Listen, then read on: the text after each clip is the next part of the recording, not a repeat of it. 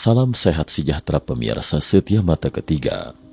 Hari ini kita akan bincang-bincang sejenak tentang salah satu legenda urban paling terkenal dalam sejarah, eksperimen Philadelphia. Bukankah itu judul film? Ya, tapi yang akan kita bahas bukan alur ceritanya. Film ini dirilis pada tahun 1984, kemudian dibuat ulang pada tahun 1993, dan diproduksi lagi pada tahun 2013. Nah, film ini diangkat dari legenda urban eksperimen Philadelphia. Entah apakah eksperimen Philadelphia itu benar atau tidak. Karena itulah, kita akan telusuri lebih lanjut ada apa di balik eksperimen Philadelphia ini. Proyek luar biasa ini melibatkan banyak fisikawan terkenal seperti Tesla, Einstein, dan John von Neumann. Seperti diketahui, senjata Amerika yang paling utama dan ampuh selama Perang Dunia II adalah kapal perang. Faktanya, saat itu siapapun yang menguasai laut akan menguasai dunia. Namun kapal perang memiliki masalah yang sangat fatal, yaitu sangat mudah dideteksi. Pasalnya, ukuran kapal perang yang besar, sehingga sekilas akan terlihat jelas di laut terbuka. Secara visual, sangat mudah ditemukan. Selain itu, benda-benda berukuran besar yang terbuat dari baja, seperti kapal perang akan menghasilkan magnet itu sendiri karena pengaruh geomagnet. Melalui medan magnet inilah, radar modern mendeteksi kapal perang dan akan terdeteksi oleh radar meski di malam hari sekalipun. Selain karena radar bisa dengan mudah mendeteksi kapal perang, satu lagi yang bisa mendeteksi kapal perang lewat medan magnet, yaitu ranjau. Ranjau laut biasanya menetap di laut. Ketika ada kapal yang lewat, ia dapat merasakan medan magnet di sekitarnya dan akan seketika meledak saat tersentuh. Jadi untuk memastikan keamanan pelayaran kapal perangnya, Amerika Serikat meluncurkan proyek senjata pertahanan elektromagnetik. Benda ini pertama-tama harus bisa mendegaus kapal. Dengan demikian, jika tidak ada magnetik, ranjau laut tidak akan dapat mendeteksinya. Satu lagi dan jika memungkinkan, adalah menghilangnya secara visual. Dengan kata lain, Anda tidak akan dapat melihat kapal itu meski ketika tiba di depan halaman rumah Anda. Bukankah ini sangat mengerikan? Faktanya, jika eksperimen Philadelphia itu benar adanya, dan ada kemungkinan manusia bisa menjadi tidak terlihat. Wacana pengembangan senjata pertahanan terkenal inilah yang dikenal sebagai proyek Rainbow, nama yang diberikan oleh CIA untuk sebuah proyek penelitian yang bertujuan untuk mengurangi penampang radar Lockheed U-2 dan menurunkan kemungkinan terdeteksi dan dilacak oleh radar Soviet selama penerbangannya di Uni Soviet. Mengapa Angkatan Laut AS memiliki ide yang begitu berani? Hal ini dikarenakan saat itu, Einstein pernah mencetuskan teori medan terpadu pada tahun 1925. Saat itu, Einstein mencoba menggunakan teorinya ini untuk menjelaskan semua fenomena fisika, yaitu dia ingin tahu apa akar dari dunia ini. Jadi, Einstein menghabiskan sisa hidupnya hanya untuk meneliti fenomena ini. Menurutnya, jika dari hasil penelitian memahami fenomena ini, maka kita akan tahu bagaimana cara kerja seluruh alam semesta. Teori medan terpadu ini sangat abstrak untuk dijelaskan. Di sini saya akan mencoba menjelaskan secara sederhana. Semua warna di dunia yang bisa kita saksikan sekarang ini sebenarnya terdiri dari 3 warna primer. 3 warna primer sebenarnya juga dibagi menjadi 2 jenis, yaitu merah, hijau, dan biru dalam optik, dan kedua adalah merah, kuning, dan biru secara warna. Apapun warnanya itu terdiri dari 3 warna primer, hanya proporsinya yang tidak sama. Artinya, akar dari warna adalah ketiga warna primer tersebut. Einstein mencoba menemukan 3 warna primer di dunia fisika. Apakah ditemukan? Menurut Einstein, dia merasa telah menemukannya. Pada tahun 1925, Einstein mengatakan bahwa akar dari semua fenomena fisika di dunia ini adalah perpaduan antara medan elektromagnetik dan medan gravitasi. Kita tidak bisa mengendalikan gravitasi, tapi kita bisa mengendalikan gaya elektromagnetik. Jadi selama kita dapat mengendalikan gaya elektromagnetik, kita bisa menciptakan berbagai fenomena fisika, seperti teleportasi dan atau tidak terlihat. Ini semua adalah fenomena fisika. Jadi, atas dasar teori seperti itu, Angkatan Laut AS pun merasa mereka memiliki peluang untuk mewujudkannya. Tentu saja, Einstein belakangan mengakui bahwa teorinya cacat. Hingga saat ini, belum ada yang mampu menyempurnakan teorinya. Di mana cacatnya? Menurut Einstein, dunia ini mungkin tidak sesederhana itu, tetapi mungkin juga sangat sederhana. Artinya, dunia yang tampaknya rumit dan kompleks mungkin dibentuk oleh kombinasi berkelanjutan dari beberapa hal yang sangat sederhana. Namun hingga detik ini belum atau tidak tahu apa sumbernya. Tapi setidaknya, Einstein memberi kita kemungkinan, keyakinan, dan harapan bahwa kita dapat mengubah dunia melalui hal-hal yang dapat kita kendalikan. Belakangan berdasarkan model teoretis Einstein yang paling dasar, Angkatan Laut AS pun berpikir sebaiknya merancang sesuatu. Namun Einstein adalah seorang fisikawan teoretis. Jika Angkatan Laut ingin membuat sejenis senjata, maka ia harus mencari sosok ilmuwan lain. Jadi Tesla pun terlintas dalam benak mereka. Karena dalam teori Einstein, yang mengendalikan dunia adalah gaya elektromagnetik, dan raja dalam medan gaya elektromagnetik adalah Tesla. Maka pada tahun 1942, penanggung jawab proyek Rainbow pun diserahkan kepada Tesla. Dan memang, Tesla tidak mengecewakan. Ia pun segera mengembangkan perangkat semacam itu. Tetapi selama eksperimen skala kecil ini, Tesla tiba-tiba mendapati ada yang cacat pada perangkatnya, yaitu akan terjadi beberapa hal yang tidak biasa. Jadi Tesla meminta militer AS memberinya lebih banyak waktu untuk menangani efek samping ini. Namun hari demi hari berlalu, dan pihak militer AS selalu menggelontorkan dana yang lumayan besar ketika itu. Sementara efek samping pada perangkat Tesla belum teratasi. Efek samping apa yang dimaksud? Tidak ada yang tahu. Hanya Tesla sendiri yang mengetahuinya. Karena tidak ada yang bisa memahami perangkatnya sama sekali. Hingga akhir tahun 1942, Angkatan Laut AS mulai gerah dan tidak tahan lagi karena waktu penelitian terlalu lama dan telah menghabiskan banyak anggaran, tapi tidak ada hasilnya. Jika efek samping ini tidak terlalu serius, tidak masalah bagi Angkatan Laut untuk digunakan. Tapi tidak, kata Tesla dengan tegas. Perangkatnya harus sempurna sebelum dapat digunakan militer AS. Jika tidak, Anda cari saja orang lain, kata Tesla saat itu. Belakangan Tesla menemui jalan buntu dengan militer AS, hingga akhirnya Tesla mengundurkan diri. Akibatnya militer AS mengamankan Tesla dan mendekamnya di sebuah hotel di New York. Tesla meninggal dunia pada 7 Januari 1943. Menurut media saat itu, Nikola Tesla ditemukan meninggal dunia akibat serangan jantung. Dia ditemukan sendirian di kamar rumahnya yang berada di daerah New York. Jasad Tesla baru ditemukan setelah 2 hari kematiannya.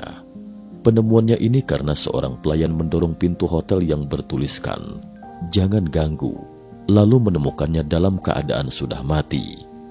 Sebelum kematian yang mengenaskan, Tesla sempat menulis surat untuk ibunya juga.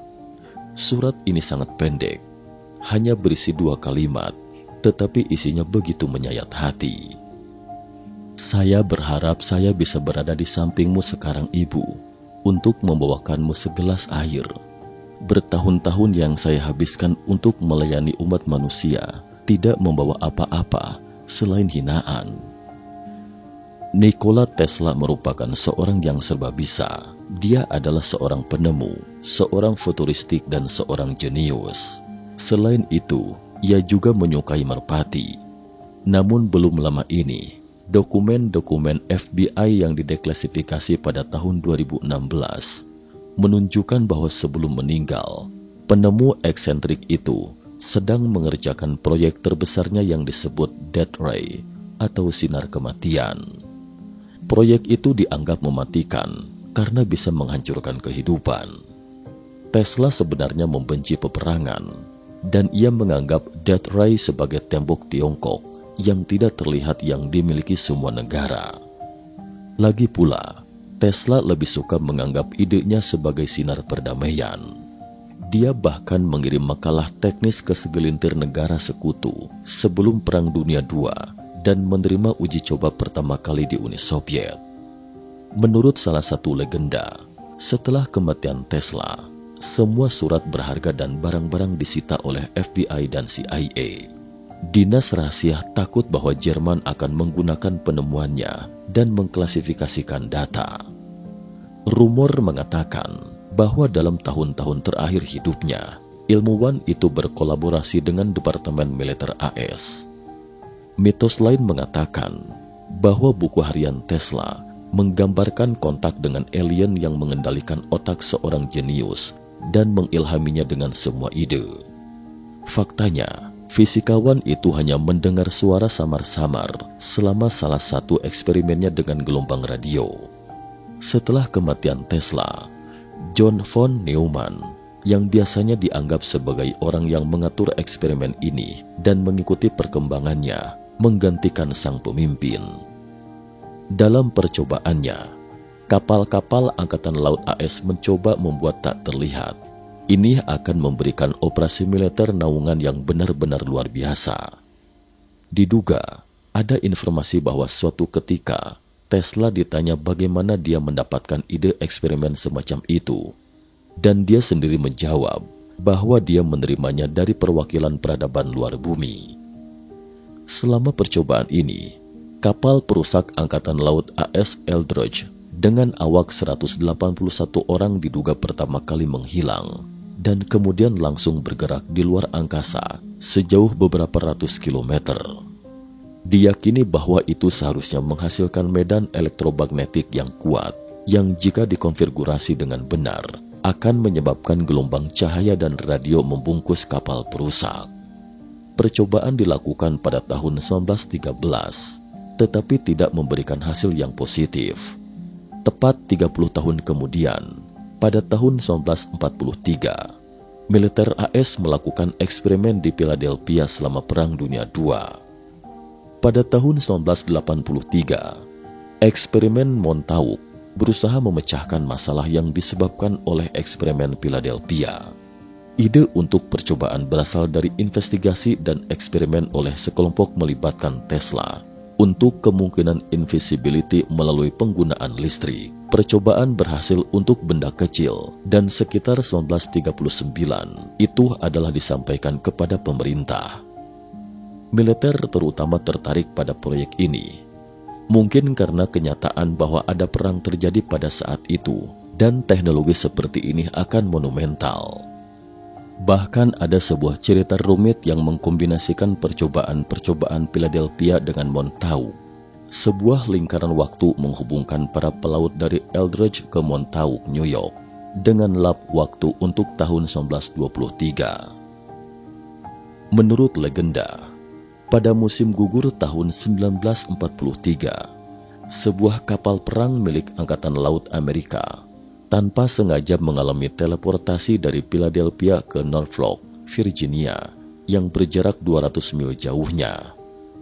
Peristiwa ini disebut merupakan efek samping dari sebuah eksperimen yang di kemudian hari disebut Philadelphia Experiment. Kisah mengenai Philadelphia Experiment umumnya dipercaya sebagai sebuah hoax, namun beberapa aspek dari kisah ini sepertinya memberikan bahan bakar yang cukup untuk para penganut teori konspirasi.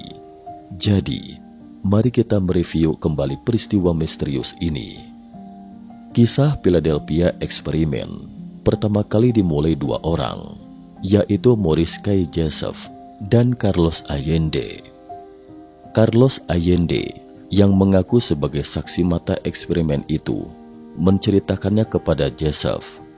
Dan selanjutnya, kisah Philadelphia eksperimen menyebar hingga menjadi salah satu legenda yang berkembang di masyarakat. Kisah ini dilatar belakangi oleh kondisi dunia pada masa Perang Dunia. Pada tahun 1957, seorang penulis buku yang bernama Maurice K. Joseph mendapatkan undangan tak terduga dari US Navy's Office of Naval Research (ONR), sejenis badan penelitian milik Angkatan Laut Amerika. Joseph bukan penulis sembarangan. Dalam bukunya yang berjudul The Case for the UFO, ia menceritakan teorinya mengenai teknologi mesin pendorong yang mungkin digunakan oleh piring terbang. Ia juga menulis kalau teknologi anti-gravitasi atau manipulasi elektromagnetis mungkin bertanggung jawab atas cahaya-cahaya aneh yang menyertai penampakan UFO. Berkaitan dengan teorinya, Joseph percaya kalau Unified Field Theory yang dikemukakan oleh Albert Einstein akan memiliki pengaruh signifikan di masa depan. Ketika sampai di kantor ONR, The Office on Naval Research, dan menghadap salah seorang perwira angkatan laut, Joseph menemukan sesuatu yang tidak disangkanya. Ia melihat buku yang ditulisnya tergeletak di meja sang perwira. Tetapi di dalam halaman-halaman buku itu, ada catatan-catatan kecil yang sepertinya berusaha menjelaskan isi buku tersebut. Lalu perwira tersebut menanyakan kepada Joseph, apakah ia yang telah mengirim buku tersebut atau ia mengetahui siapa yang telah mengirimnya. Joseph menjawab tidak tahu, dan memang ia tidak mengetahui apa-apa soal itu. Tetapi ia teringat dengan sesuatu. Catatan-catatan kecil pada buku itu mengingatkannya pada seseorang, Carlos Allende yang misterius. 2 tahun sebelumnya, pada tahun 1955, Joseph pernah bertemu dengan seseorang yang bernama Carlos Allende yang mengklaim pernah menyaksikan kapal perang USS Eldridge menghilang dan muncul kembali.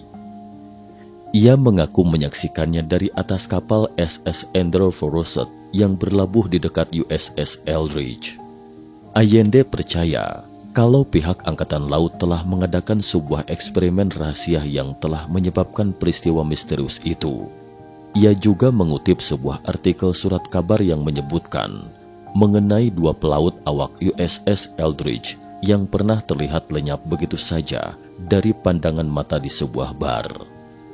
Allende ternyata pernah menghadiri salah satu seminar Joseph dan memutuskan untuk mempercayakan kesaksiannya kepadanya. Tetapi Maurice Joseph percaya kalau Allende adalah seorang pembohong.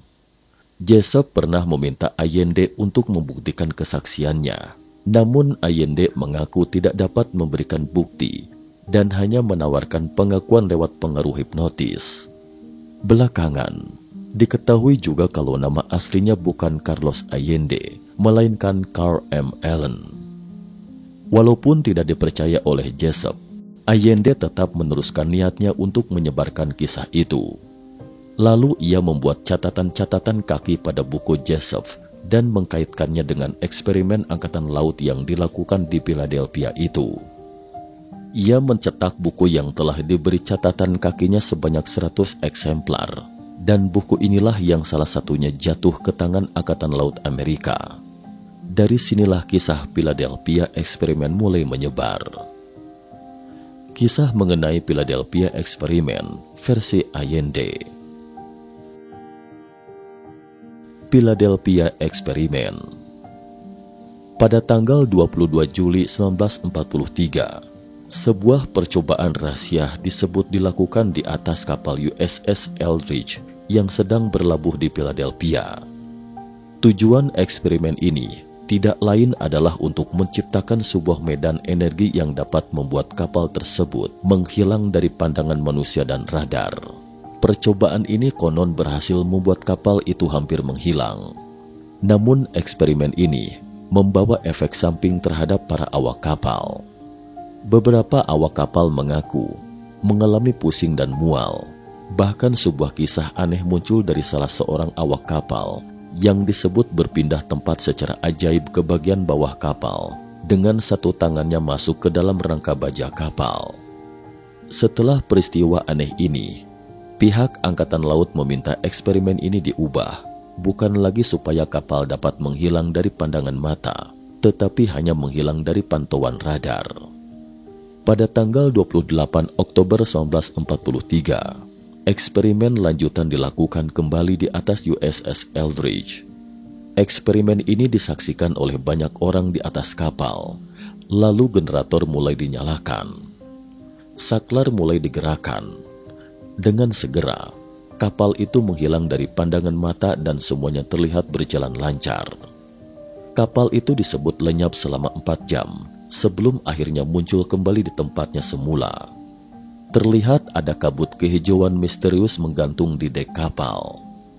Kemanakah kapal itu menghilang selama 4 jam? Beberapa saksi menyebutkan kalau kapal itu terlihat di pelabuhan Norfolk yang berjarak lebih dari 200 mil dari Philadelphia. Inilah asal-usul perkembangannya legenda yang menyebutkan kalau kapal itu tanpa sengaja mengalami teleportasi. Ketika kapal itu terlihat kembali di tempatnya semula, sepertinya eksperimen ini telah berjalan dengan sukses. Tetapi ada sesuatu yang tidak beres. Di atas kapal, terlihat sebuah pemandangan yang mengerikan. Horor di atas USS Eldridge. Beberapa awak kapal berteriak karena tubuh mereka terbakar. Awak yang lain terlihat seperti orang gila. Sebagian lagi terlihat sakit dan sejumlah lainnya tewas di tempat. Tetapi yang paling misterius adalah adanya awak kapal yang menghilang begitu saja dari pandangan mata. Peristiwa ini begitu luar biasa, sehingga banyak orang meragukan kesaksian Allende. Karena itu, banyak yang berpendapat kalau kisah ini hanyalah hoax semata. Memang Angkatan Laut menyangkal adanya peristiwa itu. Catatan-catatan mengenai kapal tersebut juga tidak menunjukkan kalau di atas USS Eldridge pernah diadakan eksperimen mematikan itu. Namun sebagian orang percaya kalau Philadelphia Experiment benar-benar terjadi dan pemerintah dengan segala upayanya berusaha menutupi peristiwa itu. Buktinya adalah kematian Morris Jessup yang mencurigakan. Kematian Morris Jessup. Setelah bertahun-tahun sejak buku pertamanya terbit, Jessup mempublikasikan buku keduanya. Namun buku ini tidak terlalu laris di pasaran dan penerbitnya menolak untuk menerbitkan buku-buku berikutnya. Pada tahun 1958, istrinya menceraikannya. Teman-temannya mulai melihat Jessup menjadi depresi dan lebih labil. Tidak berapa lama kemudian, ia mengalami kecelakaan lalu lintas yang proses penyembuhannya cukup lama. Tragedi yang terus-menerus ini sepertinya membuat ia menjadi patah semangat. Pada tanggal 20 April 1959, ia mengakhiri nyawanya dengan mengunci diri di dalam mobil menyala dan mengalirkan karbon monoksida ke dalamnya. Walaupun terlihat wajar, namun banyak orang percaya kalau kematian ini berhubungan dengan usaha pemerintah untuk menutupi eksperimen Philadelphia. Contohnya, otopsi terhadap mayat Jessup tidak pernah dilakukan. Ini bertentangan dengan hukum negara bagian saat itu. Sersan Oben Klein yang tiba di tempat kejadian bunuh diri mengatakan off the record, semuanya terlihat terlalu profesional. Apakah pemerintah Amerika telah membungkam Jessup? Teori konspirasi Philadelphia Experiment. Selain kematian Jessup, ada teori lain yang berhubungan dengan teori konspirasi di balik Philadelphia Experiment, yaitu adanya kemungkinan kalau pemerintah Amerika telah berhasil menguasai teknologi yang berasal dari teori medan berpatu. Einstein disebut tidak pernah memecahkan misteri teori medan berpatu. Namun penulis bernama William Moore percaya kalau Einstein sebenarnya telah memecahkan persamaan matematikanya yang kemudian dihancurkan sendiri olehnya sebelum ia meninggal. Selain Einstein, Nikola Tesla disebut pernah mengaku kalau ia telah berhasil memecahkan misteri teori medan berbatu sebelum kematiannya di tahun 1943. Menurut anggota keluarga Tesla, FBI datang tidak lama setelah Tesla meninggal dan menyita seluruh catatan-catatan penelitiannya. Salah satu bukti yang menguatkannya adalah eksperimen Philadelphia dilakukan tidak lama setelah Tesla meninggal. Jadi, ada dua pendapat berbeda mengenai Philadelphia Experiment. Di satu pihak, kisah itu dianggap sebagai sebuah hoax. Di pihak lain, eksperimen itu dipercaya benar-benar terjadi walaupun disangkal oleh pemerintah Amerika. Menariknya, di tengah dua pendapat ini, ada satu pendapat yang sepertinya bisa menjadi jalan tengah. Pendapat ini datang dari penulis bernama Jacques Vallée, yang juga seorang peneliti UFO. Ia percaya kalau kisah itu bukan hoax, melainkan hanya sebuah salah tafsir. Menurut Vallée, pada tahun 1943, kapal angkatan laut yang bernama USS Engstrom, tempat Allende menyaksikan menghilangnya USS Eldridge, memang berlabuh di dekat USS Eldridge. Nah, di atas kapal USS Engstrom, sebuah prosedur dilakukan untuk menghasilkan medan elektromagnetik yang kuat untuk membuat kapal itu tidak bisa terdeteksi oleh ranjau dan torpedo yang dipicu secara magnetis. Tetapi proses ini tidak membuat kapal menjadi invisible bagi mata atau radar. Proses ini disebut degaussing dan diciptakan oleh ilmuwan Kanada dan Inggris dan bisa digunakan pada Perang Dunia II. Bahkan proses ini masih digunakan hingga sekarang. Menurut Vallée, mungkin proses degaussing di Engstrom dibesar-besarkan oleh sebagian orang sehingga menghasilkan kisah Philadelphia Experiment. Masih menurut Vallée, seorang veteran yang pernah bertugas di atas Engstrom mengatakan kalau USS Eldridge bisa saja berlayar dari Philadelphia ke Norfolk dan kembali lagi hanya dalam waktu sehari dengan melewati kanal Chesapeake dan Delaware. Pada tahun itu, kanal ini tertutup bagi kapal umum dan hanya boleh dilewati oleh kapal militer. Ini mungkin menjelaskan kesaksian orang yang melihat USS Eldridge di Norfolk pada hari yang sama dengan dilakukannya Philadelphia Experiment. Pada saat itu, penggunaan kanal itu dirahasiakan dari publik sehingga publik tidak akan mengerti bagaimana caranya USS Eldridge bisa ada di dua tempat yang berjauhan dalam satu hari. Lalu salah tafsir lain yang dipercaya oleh Vallée adalah mengenai kutipan surat kabar yang menceritakan adanya dua awak kapal USS Eldridge yang lenyap dari pandangan mata di bar. Seorang veteran pernah mengaku kalau ia adalah awak kapal yang lenyap dari pandangan mata di bar. Menurutnya, saat itu terjadi perkelahian di bar. Seorang pelayan bar yang baik hati segera mengeluarkannya lewat pintu belakang sebelum polisi tiba, karena saat itu ia masih di bawah umur. Jadi, tidak benar kisah yang mengatakan kalau ia lenyap begitu saja di udara. Tetapi sebelum saya tutup, ada satu pertanyaan yang cukup mengganggu pikiran saya. Jika Philadelphia Experiment adalah sebuah hoax dan tidak pernah terjadi, mengapa pada tahun 1957 pihak Angkatan Laut Amerika sampai merasa perlu mengundang Morris Joseph untuk mengklarifikasi bukunya? Eksperimen Philadelphia ini telah menjadi subjek kontroversi panjang, perdebatan dan semakin tenggelam beritanya.